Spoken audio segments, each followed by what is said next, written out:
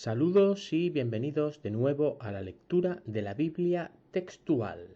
Hoy nos toca el penúltimo capítulo ya del Génesis, un capítulo que os advierto es bastante complejo a la hora de interpretarlo, porque se trata de una profecía bastante complicada de entender si no usamos un poco de apoyo externo, porque las cosas no me acaban de cuadrar.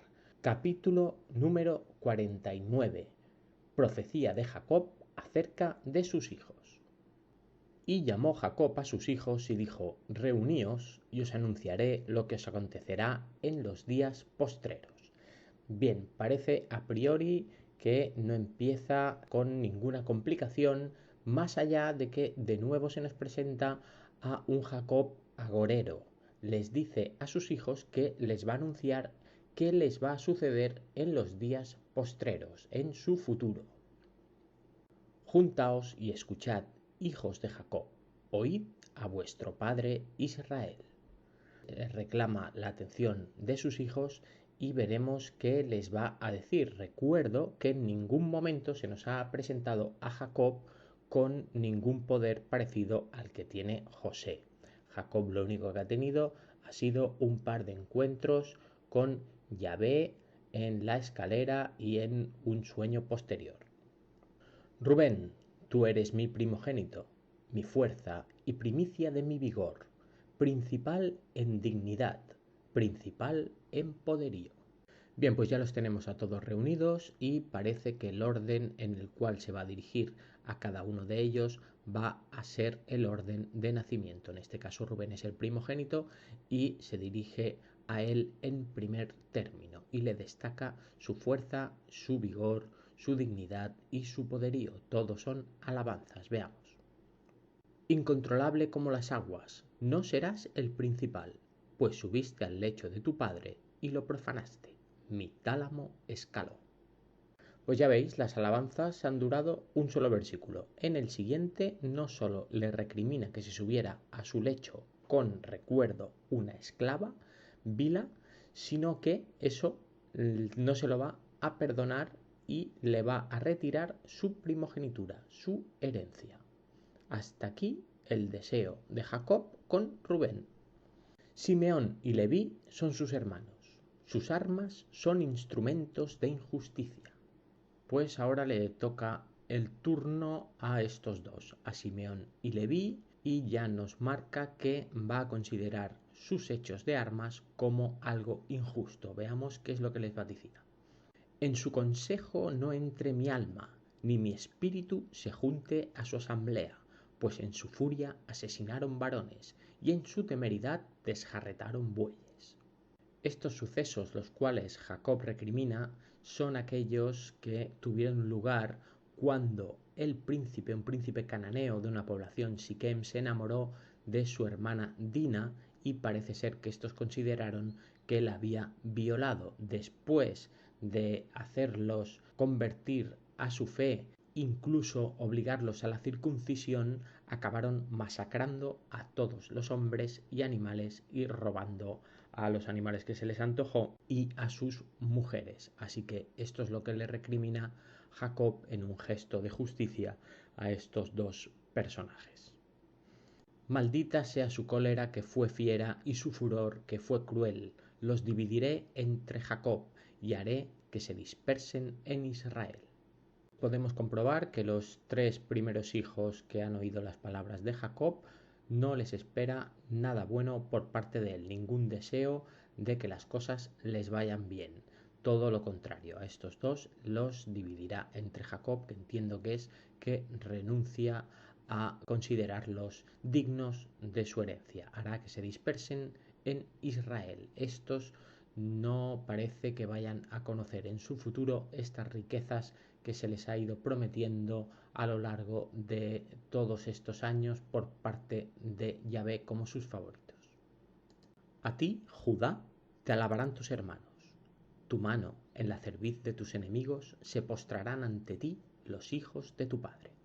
Como los anteriores han tenido este deseo contrario a que les vayan bien las cosas, a Judá le toca el premio gordo y será este el que elija para que reine sobre sus hermanos en un futuro. Esto puede ser un vaticinio o puede ser un deseo, una orden del padre de convertirlo a este Judá en el siguiente patriarca. No sé bien cómo se van a desarrollar los sucesivos eventos, pero a Judá se le contempla un futuro próspero si se cumplen los vaticinios de Jacob. Cachorro de león es Judá, de la presa subiste, hijo mío, se agazapa y acecha cual león y cual leona, ¿quién hará que se levante? Pues a ejemplo del rey de la selva, elige el símbolo para Judá, para su favorito en estas profecías. Es Judá el más digno a ojos de su padre para ostentar el poder de conquista y de supremacía entre todas las tribus de Israel, entre todas las tribus de sus propios hijos. No será quitado el cetro de Judá, ni el legislador de entre sus pies, hasta que llegue Silo, y sea suya la obediencia de los pueblos. Aquí se empieza a complicar un poco esta profecía de Jacob porque nos aparecen unas palabras que hay que conocer para saber interpretarlo y no perdernos, porque por sí solo es imposible conocer qué significa Silo y parece ser que es una referencia a una venida de un tipo de Mesías. Este significado lo van a coger los evangelistas en un futuro para justificar su derecho a seguir con el poder que aquí le fue otorgado a Judá y convertirse en una rama de una nueva religión que se considerará digna heredera de esta estirpe favorita de Yahvé. Es un versículo interesante este porque rompe con esa naturalidad que le quiere otorgar el autor a los hechos que nos ha ido relatando desde el principio, desde la creación. Hemos ido conociendo a personajes y nos ha relatado siempre aquello que les pasaba en un modo más o menos intencionado de relatarnos el presente de sus vivencias. Pero aquí Jacob se nos presenta como un profeta, hasta el punto que puede adelantarse en sus visiones a ver que vendrá este Silo que puede llegar a ser el propio Jesús. Esto le otorga a la Biblia ese poder mágico y divino de poder interpretar toda la historia de la humanidad tanto en presente como en pasado como en futuro. Otra vez, a partir de un versículo así, imaginaos la de teorías que podemos llegar a desarrollar y que se han desarrollado. Pero también se nos pueden originar preguntas, porque al final siempre hay que tender a la duda. ¿Cuál es la duda que me viene a mí? Cuando decidí emprender esta tarea de leer la Biblia y compartirla con vosotros, busqué qué texto podía llegar a leer. En un principio busqué la Biblia tal cual, sabiendo que habían varias versiones, pero di con varias páginas que, para sorpresa mía, contenían decenas y decenas de versiones distintas. Al final me decanté por esta Biblia textual por una única razón, porque a priori es la versión menos manipulada que he podido encontrar. ¿Qué significa esto? Pues que su texto original ha sido a lo largo de los siglos manipulado según el interés de unos u otros a la hora de contarnos la palabra de Dios. Mi duda entonces creo que es lógica si me pregunto, ¿es posible encontrar un texto intacto que sea verdaderamente fiel al original? ¿Es esto lo que escribió Moisés cuando escribió el Génesis, tal cual? ¿O alguien ha ido añadiendo algunos versículos o incluso algunos capítulos según qué interés? ¿Es creíble que ahora de repente Jacob en su lecho de muerte tenga esta capacidad profética que no le conocemos a lo largo de su vida?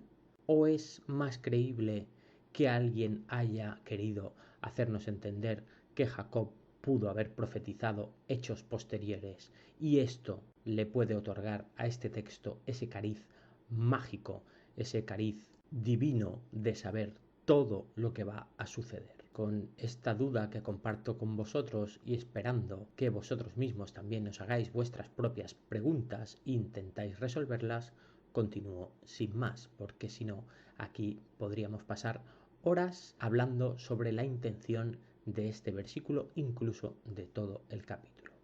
Ata a la vid su pollino y a la cepa el hijo de su asna, lava en el vino su vestido y en sangre de uvas su manto. Pues aquí continúa alabando a Judá, a su favorito, a la hora de profetizar el futuro de su estirpe, y lo hace de un modo un poco exagerado. Es capaz incluso de lavar con vino sus ropajes. Imaginaos si no es exagerado este versículo. Pero bueno, es su modo de alabar a su favorito. Sus ojos están turbios por el vino y sus dientes blancos por la leche. Puede ser que nos describa a un bebedor o que nos haga un símil sobre el color de sus ojos. Zabulón morará a la orilla de los mares. Él será puerto de navíos y su extremo hasta Sidón. Pues efectivamente así será en el futuro. Por eso otra vez me sigue la duda de que esto no pudiera ser añadido en un tiempo muy posterior a la escritura originaria de Moisés, si es verdad que la escribió él. Isacar, asno robusto, echado entre dos apriscos. Pues a Isacar nos lo describe como un hombre fuerte, pero un poco vago. Vio que el descanso era bueno y la tierra placentera. Inclinó su hombro para cargar y llegó a servir en tributo. Si seguís buscando información que nos ayude a interpretar este capítulo, veréis también que efectivamente adivina cuál será el futuro de Isacar como negociante y mercader que se dedicará incluso a la carga, él y toda su estirpe posterior. Dan juzgará a su pueblo como una de las tribus de Israel. Y aquí la información aún me reafirma más esta duda de que este texto se corresponda con el original. ¿Por qué? Porque resulta que Dan, hay algunos sitios que interpretan que es un juego de palabras con la palabra hebrea din, que significa juicio, juez, juzgar.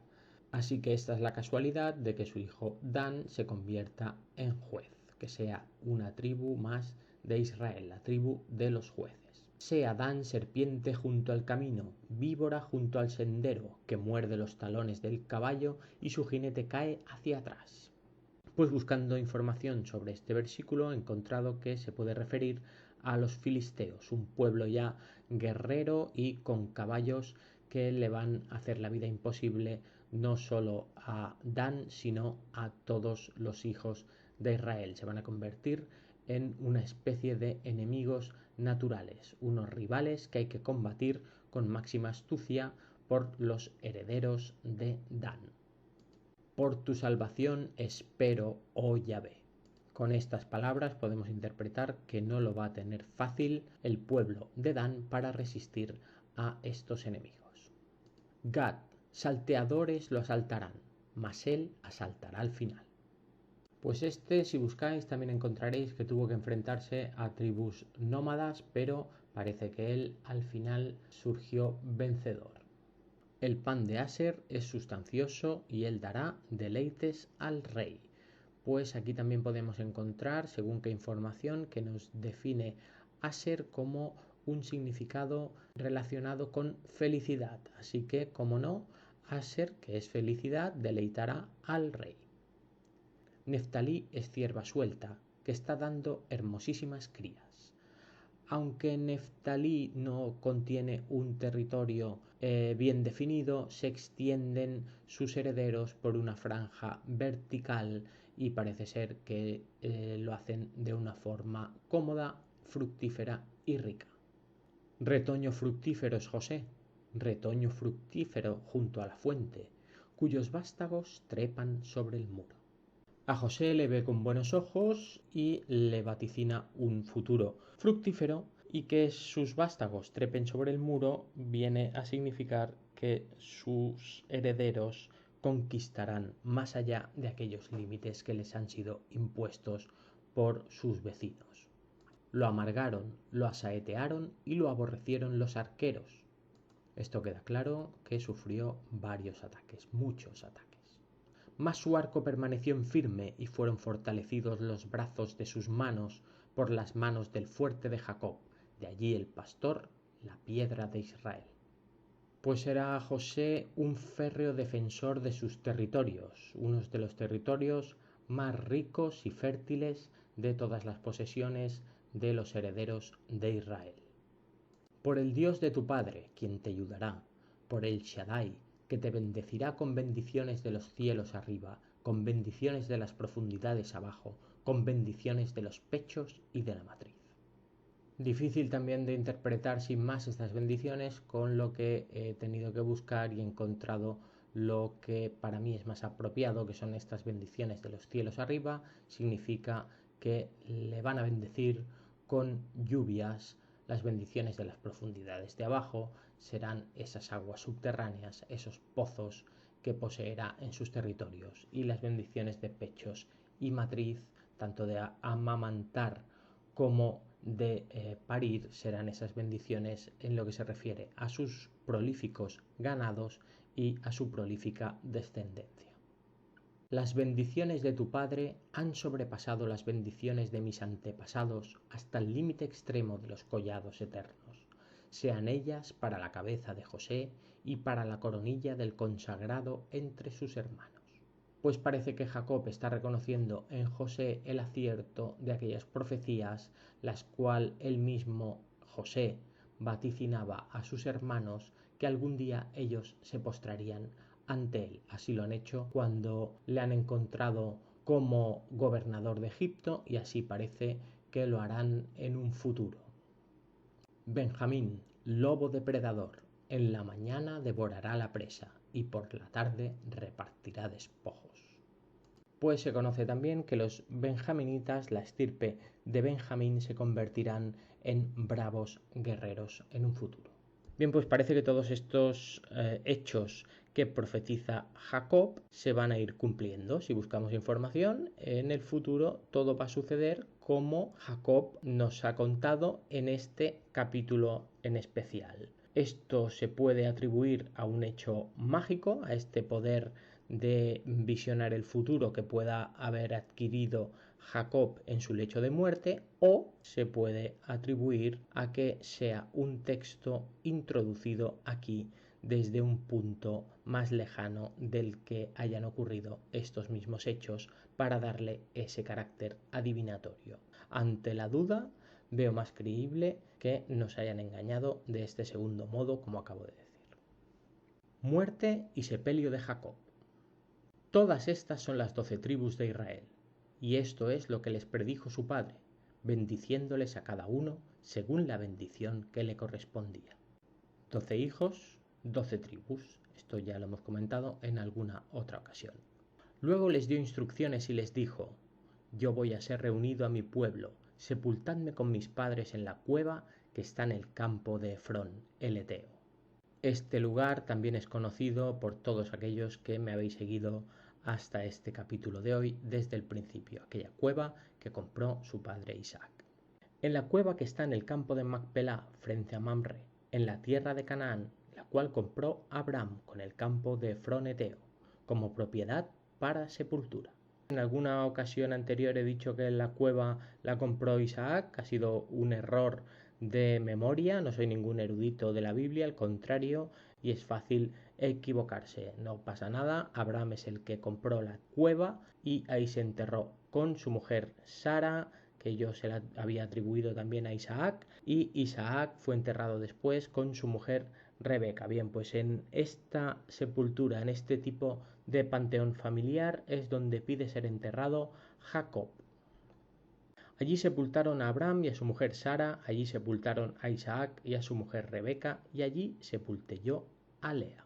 Efectivamente, los otros ya los conocemos, y ahora que nos está descubriendo aquí el propio Jacob mediante sus propias palabras, que allí, en ese panteón familiar, está sepultada Lea, su primera esposa, evidentemente, pero no la que se nos ha presentado como su favorita. Su favorita murió en el camino, como nos ha dicho en el capítulo anterior, y fue enterrada en algún lugar en una de esas peregrinaciones.